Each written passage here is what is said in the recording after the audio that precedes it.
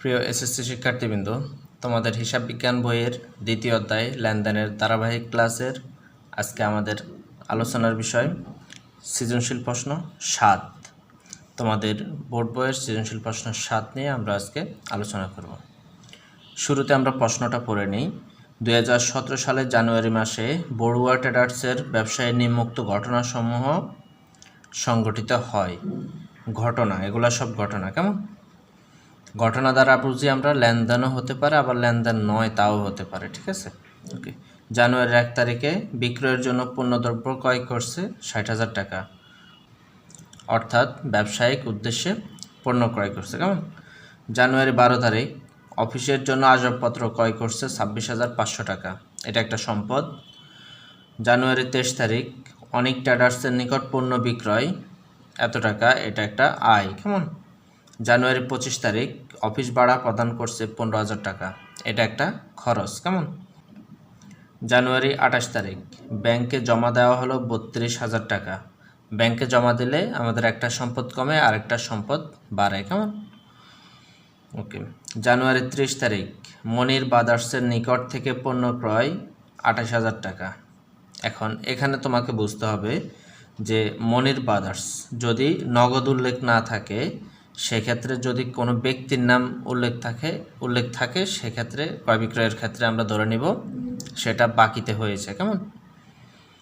এটা ধরে নিতে হবে। আর যদি নাম উল্লেখ থাকা সত্ত্বেও যদি নগদ উল্লেখ থাকে তাহলে নগদ হবে, আর যদি নাম উল্লেখ থাকে শুধু নগদ উল্লেখ না থাকে সেক্ষেত্রে আমরা বাকিতে ধরে নেব। কেমন? তাহলে এখানে যেহেতু শুধু নাম উল্লেখ আছে সেহেতু বাকিতে ধরবো আমরা।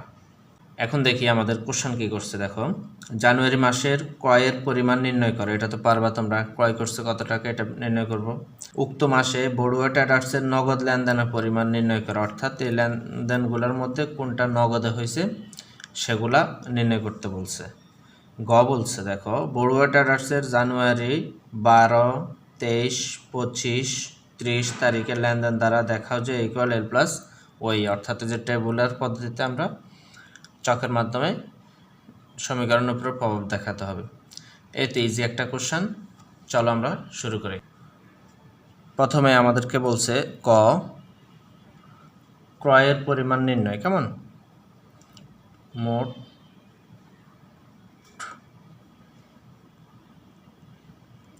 ক্রয়ের পরিমাণ নির্ণয়।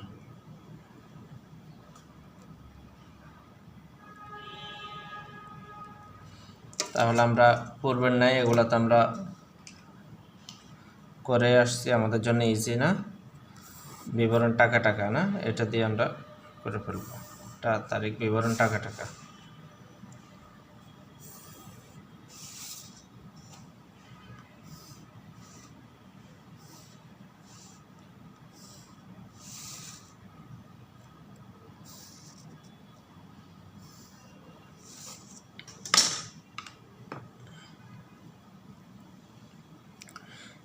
এখন তোমাকে বলছে মোট ক্রয়ের পরিমাণ নির্ণয় করতে।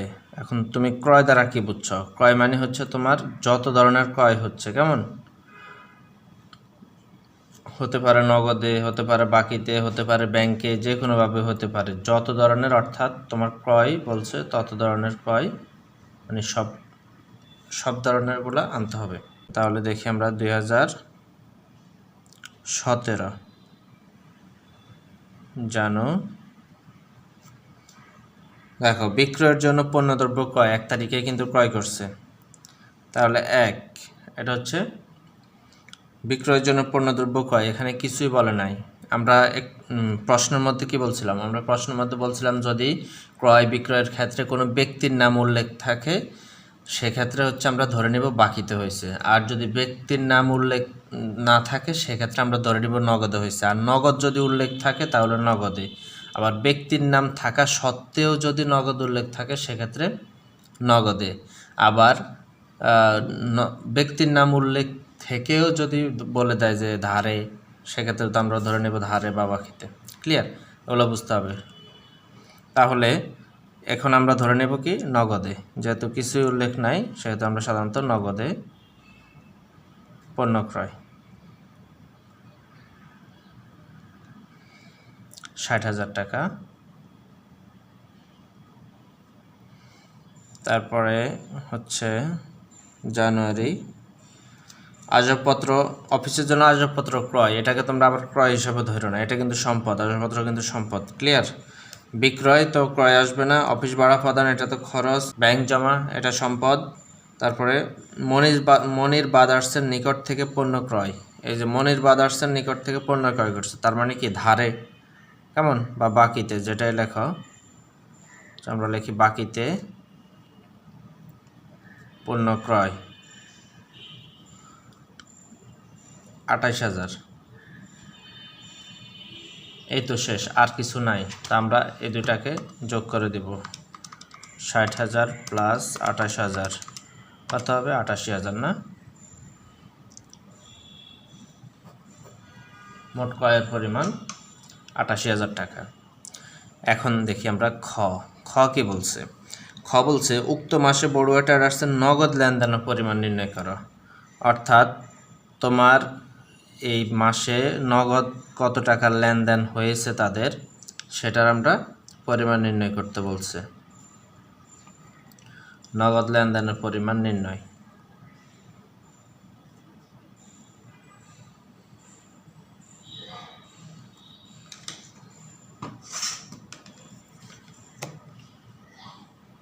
সেম আগের মতো একইভাবে করো, তারিখ বিবরণ টাকা টাকা না,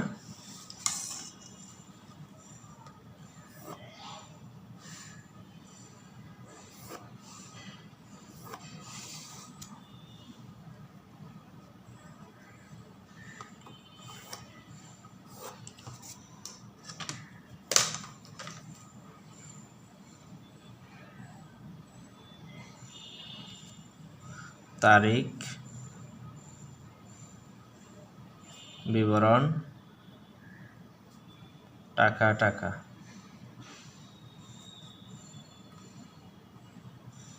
এখন দেখো আমরা নগদ লেনদেনগুলো পড়বো। তাহলে নগদ তো শুরুতে 1 তারিখেরটা তো নগদে নাকি, বিক্রয়ের জন্য পণ্যদ্রব্য ক্রয়। তাহলে আমরা এখানে যে তারিখ দিই 2017 জানু 1 তারিখ আমরা নগদ লেনদেন পাইছি না, এটা কি হবে? নগদ ক্রয়। আচ্ছা, এভাবে লিখলে হবে, এভাবে লিখলে হবে, সমস্যা নাই, যেভাবে লেখা হবে। 60,000 টাকা। তারপর হচ্ছে অফিসের জন্য আসবাবপত্র ক্রয়, এখানে নগদ বাকি কিছু উল্লেখ নেই। সাধারণত আমরা যদি কিছু উল্লেখ না থাকলে সেক্ষেত্রে আমরা নগদ ধরে নেব, কেমন? তাহলে 12 আসবাবপত্র ক্রয়,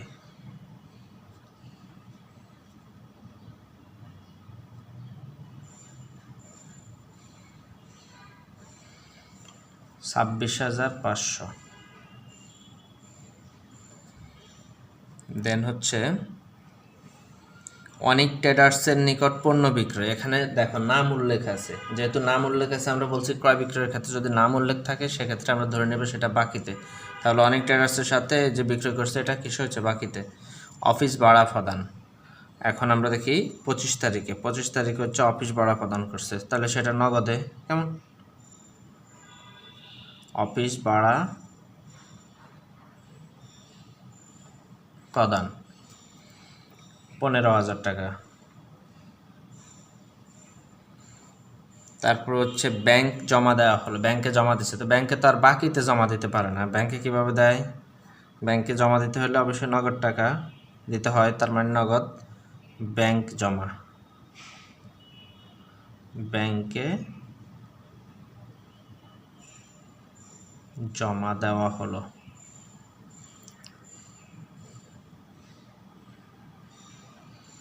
কত টাকা?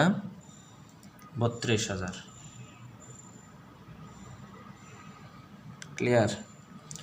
তারপর আসি 30 তারিখ বলছে কি মনির ব্রাদার্সের নিকট থেকে পণ্য ক্রয় 28,000 টাকা। তাহলে এখানে নাম উল্লেখ আছে, আমরা জানি ক্রয় বিক্রয়ের ক্ষেত্রে নাম উল্লেখ থাকলে সাধারণত বাকিতে হয়। তাহলে এটা তো আসতেছে না, নগদ লেনদেনের 4টাই আমরা পেয়েছি, আর নাই। তাহলে আমরা কি করব? যোগ টেনে দাও, এটার যোগ বিয়োগ করার কত হয়? 60,000 প্লাস 26,500 প্লাস 15,000 প্লাস 32,000। কত হয়েছে? 1,33,500। ক্লোজ। আর ক্লোজ করার পর আমরা কি করি সাধারণত, মানে ঘরটা আর কি, ঘরে একদম ক্লোজ করে দিই, দরজা জানলা বন্ধ করে দেবা, আর এগুলো মুছে দিবা। ক্লিয়ার? পেন্সিল দিয়ে টেনে এগুলো রাবার দিয়ে তোমরা মুছে দিবা। শেষ। এখন আমরা আমাদের গদাগ আমাদের কি বলছে দেখো। গদাগ বলছে বড়ুয়া ট্রেডার্সের জানুয়ারি 12, 23, 25 ও 30 তারিখের লেনদেনগুলো তারা দেখাও যে হিসাব A=L+OE। কেমন? A=L+OE দেখাইতে বলছে। তাহলে আমরা বুঝে গেছি হিসাব সমীকরণের উপরে প্রভাব। কেমন? হিসাব সমীকরণের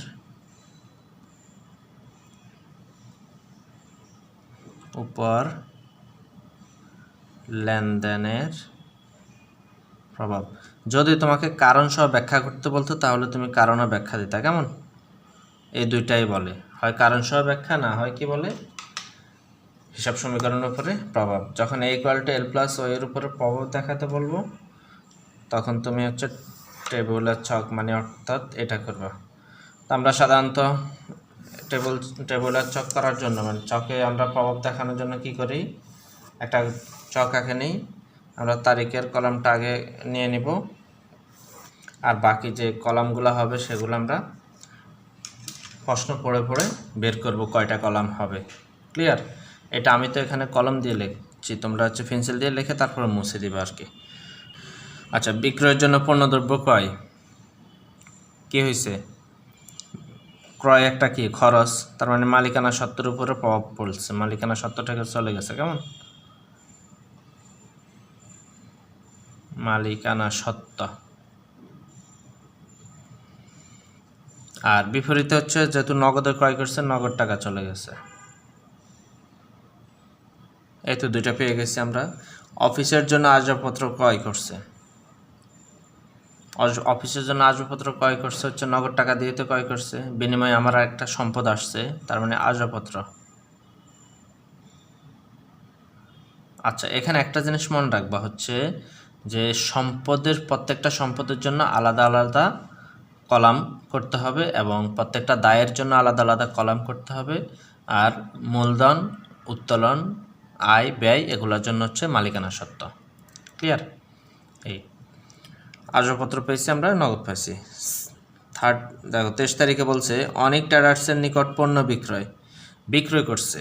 বিক্রয় করলে আমার কি হয়? মালিকানা সত্ত্ব বাড়ে, মানে হচ্ছে বিক্রয় করলে মালিকানা সত্ত্ব বাড়বে, প্লাস হবে।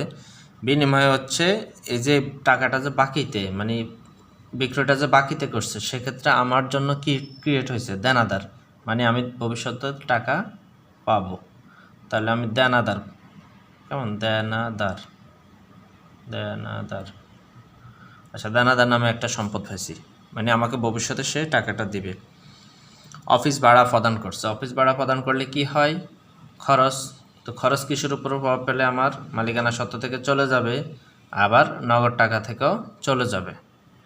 ঠিক আছে? তাহলে আর নতুন করে কিছু লেখা লাগতেছে না, এটা দুইটার উপরে প্রভাব ফেলতেছে।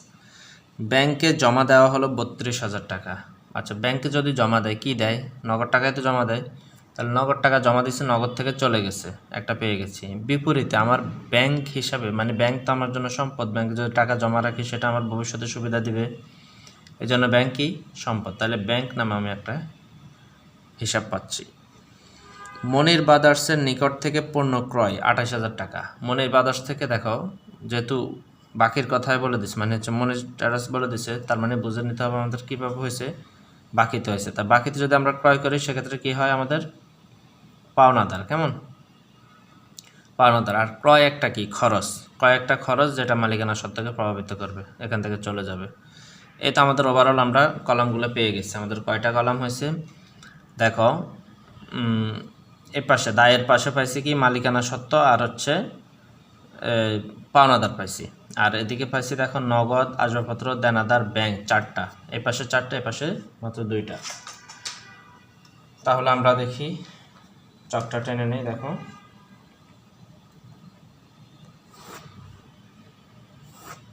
এটা হচ্ছে ইকুয়াল সাইন। যদি আমরা এটার মাঝখান দিয়ে যদি ডিভাইড করি, দেখো ডিভাইড করলে কি হয়,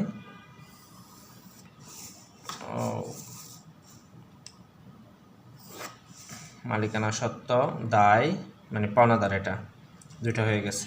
আর এখানে আসছে আমাদের ব্যাংক আসবে, দেনাদার আসবে, নগদার, আসবাবপত্র আসবে। তো চলো আমরা লিখতে শুরু করি। তারিখ, এখন তো তোমরা পারবা না, এগুলা যখন বের করা মানে এগুলা বের করা হচ্ছে মেইন, এগুলা যে বের করতে পারবে সে অঙ্ক পারে, আর এগুলা যে বের করতে পারবে না সে অঙ্কই পারে না।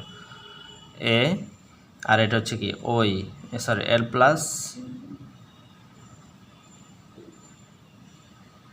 প্লাস ওই, এটা হচ্ছে মালিকানা সত্ত্ব।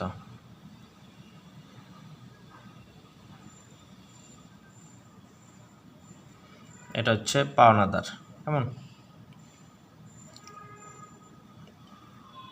ইকুয়াল সাইন, এ পাশে সমান যে পরিমাণ হবে এ অ্যাসেটও সমপরিমাণ হবে, কেমন। তাহলে নগদ, আসবাবপত্র, তারপরে কি দেনাদার,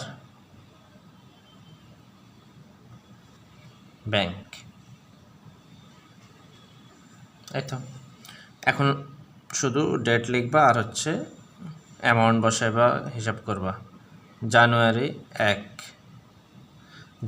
তারিখে কী হয়েছে দেখো তো, পণ্যদ্রব্য ক্রয় করছে কত টাকার, 60,000 টাকা, তার মানে নগদ টাকা চলে গেছে তোমার, শুরুতে নগদ টাকা মাইনাস কিন্তু, ও সরি আমাদের এখানে আমরা 1 তারিখ সহ ধরে নিচ্ছি। আচ্ছা 1 তারিখ বলে না, আমাদেরকে শুধু 12 তারিখ বলছে, কেমন, 12, 23, 25 আর হচ্ছে 1 আর 28 বাদ যাবে আমাদের, আমরা সবগুলাই বের করে ফেলছি। আচ্ছা তাহলে 1 তারিখ আমরা বাদ দিই, 1 তারিখ আমরা লিখলাম না, সমস্যা নাই, 12 লিখলাম। আর তোমরা যদি চাও, আচ্ছা যেহেতু করে ফেলছি আমি সবগুলাই করে দিই, বাকিটা তোমরাই করবা, ওকে। আমি সবগুলাই করে দিচ্ছি কিন্তু 1 তারিখ থেকে একদম 30 তারিখ পর্যন্ত সবগুলাই। 1 তারিখে দেখো কী হচ্ছে, 60,000 টাকা নগদে ক্রয় করছে, তার মানে 60,000 টাকা আমার চলে গেছে, বিপরীতে আমার মালিকানা সত্ত্ব কমছে 60,000 টাকা, কেমন। শুরুতে কিন্তু মাইনাস ফিগার, এখানে হচ্ছে তোমার অঙ্কের মোড় ঘুরবে আর কি, মাইনাস ফিগারটা যখন শুরুতে শুরু হবে তখনই একটু ডিফিকাল্ট মনে হবে। তাহলে পরবর্তীতে দেখো 12 তারিখ কি বলছে, অফিসের জন্য আসবাবপত্র ক্রয় করছে, তাহলে নগদ টাকায় তো ক্রয় করছে 26,500, এটাও চলে গেছে। দেখো নগদ টাকা কিন্তু একসাথে দুইটাই যাচ্ছে, আসবাবপত্র ক্রয় করছে, তার মানে 26,500 টাকার আমার কি আসছে, আসবাবপত্র আসছে। যেহেতু আমার দুইটা হয়েছে, এখন আমি কি করতে পারবো, প্লাস মাইনাস করতে পারবো। তাহলে আমরা যদি প্লাস মাইনাস করি, এখানে দেখো টাকাটা কিসে আসছে, মাইনাস ফিগারে, তাহলে ব্যালেন্সটাও কিসে আসবে, মাইনাস ফিগারে আসবে। ক্লিয়ার, মানে এখনও উল্টা আমি দেয় না, আমার কাছে নাই কিন্তু 26,500 টাকা এটা প্লাস ফিগারে আছে, আর এটাও মাইনাস ফিগারেই আছে, তাহলে দুইটাই কিন্তু মাইনাস, তার মানে কত আমার 86,000 টাকা হবে, 86,500 টাকায় মাইনাসের যোগ করলে 86,500 হয় আর কি। আচ্ছা তারপরে এতে ব্যালেন্স পেয়ে গেছি আমরা। আর 23 তারিখ আমরা দেখি, 23 তারিখ বলছে অনেক ট্রেডার্সের নিকট পণ্য বিক্রয় করছে। অনেক ট্রেডার্সের নিকট যদি পণ্য বিক্রয় করে তাহলে নগদে বিক্রি করছে না, আমরা জানি ব্যক্তির নাম থাকলে কি হয় বাকিতে, তাহলে বিক্রি করছে আমাদের দেনাদার বাড়ছে, কেমন, তাহলে দেনাদারে বাড়বে কত, 1,25,000। বিপরীতে বিক্রয় কি, বিক্রয় একটা আয়টা কাকে প্রভাবিত করে, মালিকানা সত্ত্বকে, 1,25,000 টাকায় মালিকানা সত্ত্ব বাড়ছে। এখন যদি প্লাস মাইনাস করো,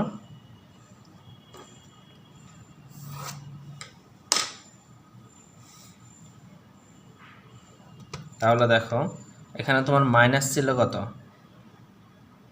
মাইনাস ছিল 60,000, তাহলে দেখো মাইনাস 60,000, এটা হচ্ছে সাইন্টিফিক ক্যালকুলেটার একটা গুণ হয়েছে, এটা মাইনাস 60,000 আর প্লাস হচ্ছে 1,25,000। আর যদি নর্মাল ক্যালকুলেটরে করতে হতো তাহলে তোমার এটা থেকে এটা মাইনাস দিতে হতো, অথবা এটা থেকে এটার মাইনাস দিতে হতো। ঠিক আছে, উল্টাপাল্টা লিখতাম, যেটা যেভাবে সেটা। তাহলে আমার প্লাস ফিগারে চলে আসছে যোগ বিয়োগ করার পর। এখন প্লাস ফিগারে আছে আমার 65,000 টাকা। ঠিক আছে, মানে প্লাসের বেশি মাইনাসের কম, এই জন্য প্লাস ফিগার আসছে। আর এখানে 1,25,000, এখানে 26,500, এখানে তো কিছু যেভাবে আছে এভাবে 86,500। এখন তুমি উভয় পাশ যোগ বিয়োগ করে মিলাইতে পারো যে সমান হয় কিনা। যদি সমান হয় তাহলে অঙ্ক ঠিক আছে, যদি সমান না হয় তাহলে অঙ্ক ভুল হবে। তারপরে দেখি আমরা 25 তারিখ বলছে কি, অফিস ভাড়া প্রদান করছে 15,000 টাকা। অফিস ভাড়া কীভাবে প্রদান করে? অফিস ভাড়া নগদে প্রদান করে, এই জন্য নগদ টাকা চলে গেছে আমার 15,000 টাকা। বিপরীতে এটা একটা খরচ না, তাহলে খরচ কাকে প্রভাবিত করে? মালিকানা সত্ত্বকে কমিয়ে দেয়। আয় হলে মালিকানা সত্ত্ব বাড়ে, খরচ হলে মালিকানা সত্ত্ব কমে। উত্তোলন হলে মালিকানা সত্ত্ব কি হয় বলো তো, কমেন্ট করো। আচ্ছা, এটা হচ্ছে 25, যোগ বিয়োগ করো।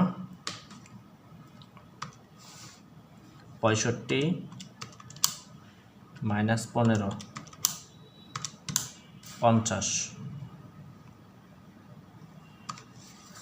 আর এখানে হচ্ছে 1,25,000। আচ্ছা, যেভাবে আছে 1,25,000 বসে যাবে। এখানে 26,500,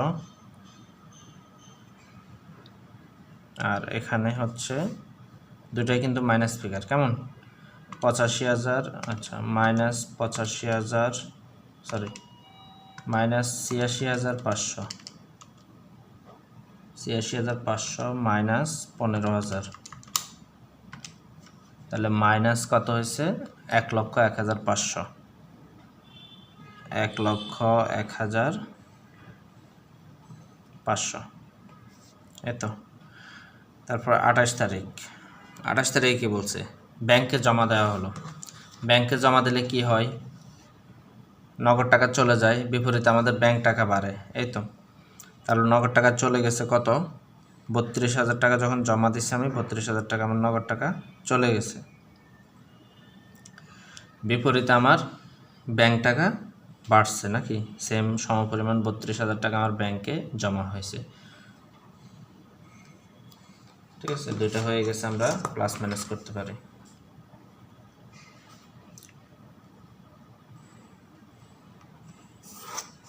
ব্যালেন্স টানো, এখানে 50, 32, 1,25,000, 26,500, আর এখানে আবারও চলে গেছে, দেখো এটা শুধু মাইনাস ফিগারে যাচ্ছে। 1,01,500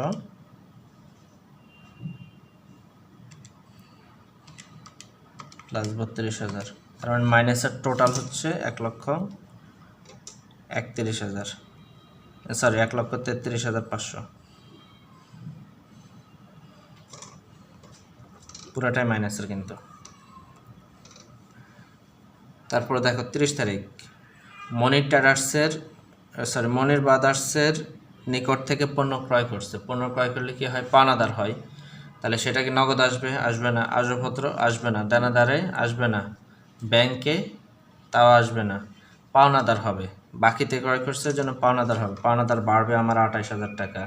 আর ক্রয়টা আমাদের জন্য কি একটা খরচ, তাহলে খরচ হলে মালিকানা সত্ত্ব কমে যাবে আমার 28,000 টাকা। ঠিক আছে, এই তো। এখন ব্যালেন্স টানো কত হয়?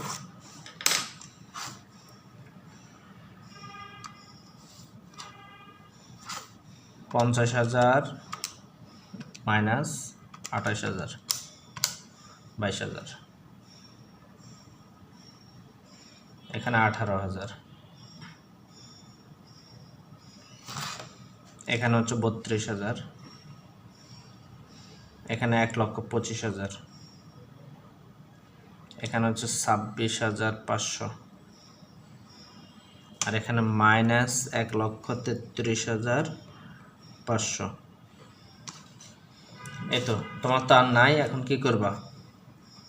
এই যে দেখছো এখন সবগুলা কলামে টাকা আসছে, এরকম আসবে, পরীক্ষা আসলে এরকম আসবে।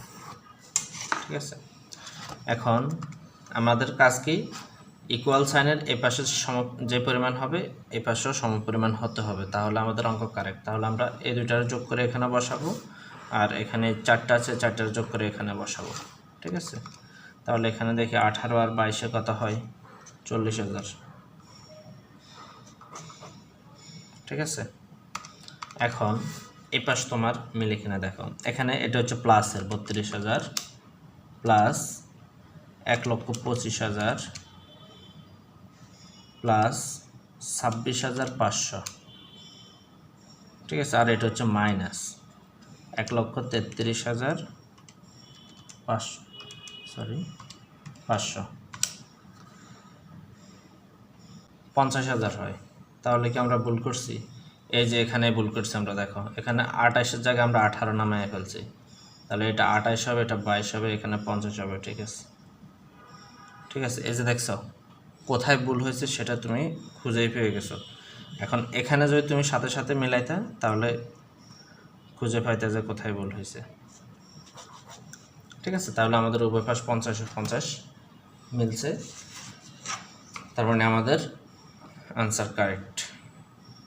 ঠিক আছে, এখানে আমি সবগুলা করে দিছি, তোমাদের কিন্তু স্পেসিফিক বলে দিছি, দেখো 12, 23, 25, 30 মানে 4টা, আমি 6টাই করে দিছি। ঠিক আছে, এভাবে আমরা সবগুলো কোশ্চেন সলভ করব এবং ধীরে ধীরে আমরা বোর্ড কোশ্চেনগুলো সলভ করব। ঠিক আছে, আশা করি যতটুকু আমি ক্লাস নিয়েছি তোমাদের এই অধ্যায় সম্পর্কে পুরোপুরি ধারণা হয়ে গেছি। আশা করি এই অধ্যায় নিয়ে মূলত আর তোমরা আটকাইবে না, অর্থাৎ ধরে রাখো তুমি এখানে 10 তোমার কারেক্ট।